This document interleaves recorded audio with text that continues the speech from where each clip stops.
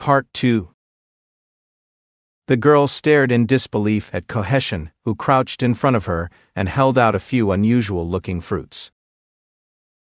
"Oh, almost forgot. Can I offer you some figs?"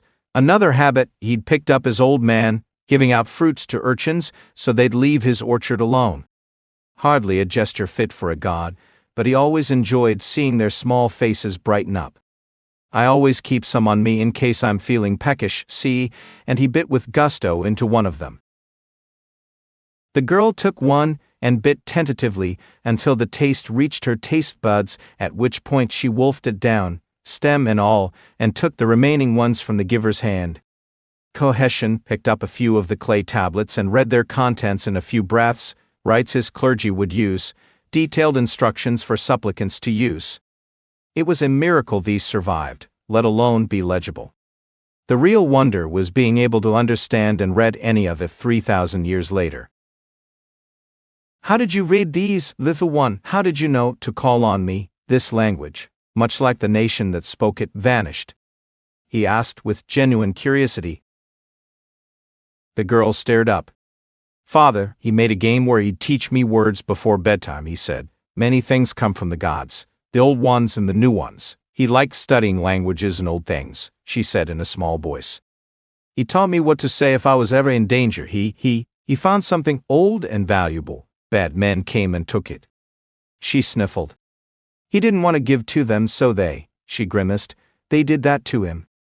She bawled, no longer able to hold back. The old god looked to where the girl had pointed and saw a man, recently departed. His body riddled with stab wounds, the signs of an obvious struggle present. The man had fought for his life to protect his child as best he could. The girl too had bruises he noticed with growing rage. He seethed and bristled with power. The girl would be given her vengeance, but first he'd take care of that nasty cut on her hand and the marks the brutes left.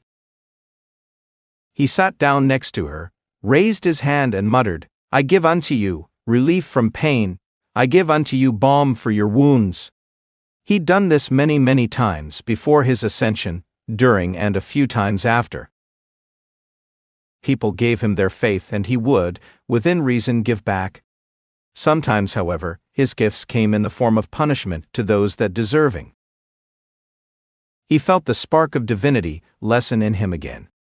One could only do so much with one supplicant. He grimaced at the thought of being at the center of a cult again, but some things could not be achieved without the proper means, and whatever vengeance this girl expected from him, it was far more than he could offer now. "So listen here, little one, vengeance can come in many forms, some subtle, and some not so subtle. Just like me, for I am Koheshin, the giver, Koheshin the tender of pain and longing, Koheshin of the tearful remembrance." His voice boomed and echoed in the once grand place of worship.